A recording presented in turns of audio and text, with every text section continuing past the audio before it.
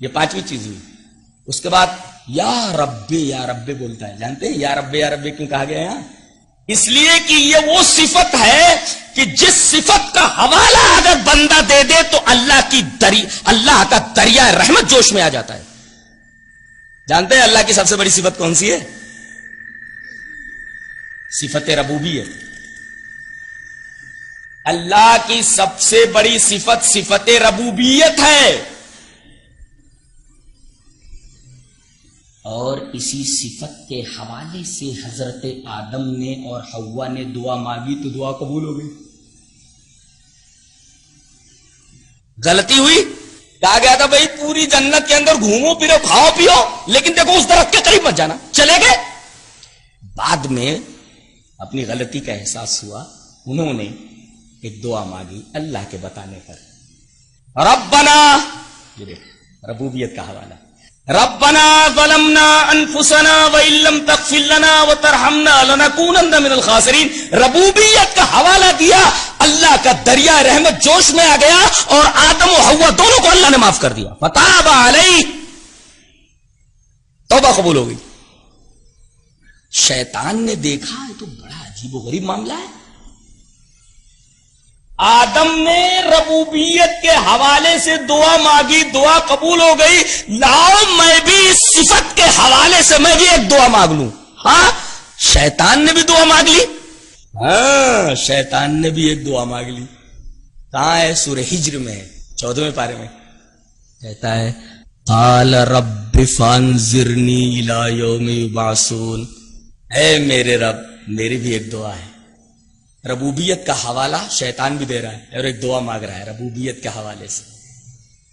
قال رب فانظرنی الی یوم یبعثون. اے میرے رب، میری ایک دعا تو بھی قبول کر لے، تو قبول کر لے. باقی کیا تیری دعا ہے؟ میری ربوبیت کے حوالے سے مانگ رہا ہے. بول کیا مانگتا ہے؟ فانظرنی الی یوم یبعثون، قیامت تک مجھے مہلت دے. اللہ نے فرمایا تیری دعا قبول ہو گئی. فإنک من المنظرین. جا، تو نے میری ربوبیت کے حوالے سے دعا مانگی. اب یہاں سوال یہ ہے کہ اگر حضرت آدم و حوا نے محمد صلی اللہ علیہ وسلم کے وسیلے سے دعا مانگی اور قبول ہوئی تو شیطان نے کس کے وسیلے سے دعا مانگی کہ قبول ہوئی؟ اس کا مطلب ہے کہ وسیلہ درمیان میں نہیں تھا. قال رب فانظرنی الی یوم یبعثون. اے میرے رب مجھے قیامت تک مہلت دے. یہ شیطان کی دعا ہے اور اس نے بھی ربوبیت کے حوالے سے دعا مانگی اور اللہ نے اس کی دعا قبول کر لی. یہ اتنی بڑی صفت ہے. یہی وجہ ہے کہ سورہ فاتحہ کی جس کے پڑھے بغیر نماز نہیں ہوتی، نہ تو مقتدی کی نہ امام کی. جانتے اللہ تبارک و تعالی نے اپنے اسم ذات کے ساتھ کس صفت کو کمبائن کیا؟ اسی صفت کو، الحمدللہ رب العالمین. تمام تعریف اس اللہ کے لیے جو تمام جہانوں کا رب ہے. اللہ تعالی نے اپنا تعارف اپنی ربوبیت کے حوالے سے کیا. اور ایک بات اور بتا دوں کہ عہد الست کے اندر اللہ تعالیٰ نے ہمیں سے یہ وعدہ نہیں لیا کہ میں تمہارا معبود نہیں ہوں. نہیں. وَإِذْ أَخَذَ رَبُّكَ مِن بَنِي آدَمَ مِن ظُهُورِهِمْ ذُرِّيَّتَهُمْ وَأَشْهَدَهُمْ عَلَىٰ أَنفُسِهِمْ أَلَسْتُ بِرَبِّكُمْ.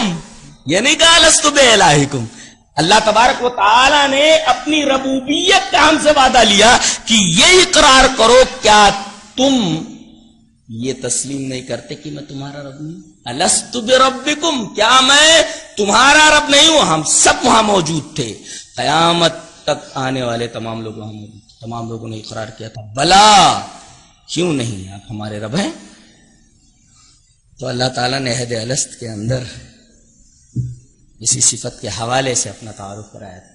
اور اللہ کی سب سے بڑی صفت، سب سے صفت، عام صفت، یہ صفت ربوبیت ہے. اس کے حوالے سے جو دعا مانگتا ہے اللہ کا دریا رحمت جوش میں آ جاتا ہے اور اللہ اس کی دعا قبول کر لیتا ہے. اب دیکھیے یہاں اسی ربوبیت کا حوالہ ہے. یا رب، اے میرے رب، اے میرے رب. کتنی چیزیں ہو گئی؟ سفر، لمبا سفر، بال بکھرے ہوئے، کپڑے غبار آلود، ہاتھوں کو آسمان کی طرف اٹھائے ہوئے، اور چھٹی چیز یا رب پکار رہا ہے. ربوبیت کا حوالہ دے. دعا قبول ہونی چاہیے کہ نہیں؟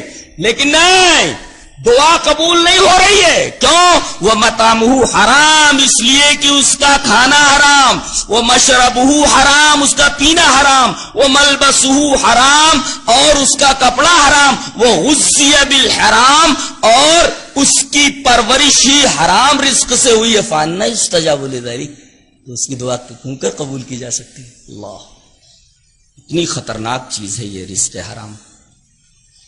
دعا قبول نہیں ہوتی اگرچہ آدمی ربوبیت کا حوالہ دے. آج دعائیں ہماری کیوں قبول نہیں ہوتی؟ کہ بھئی آپ نے ڈیپ میں جا کر کے سوچا ہے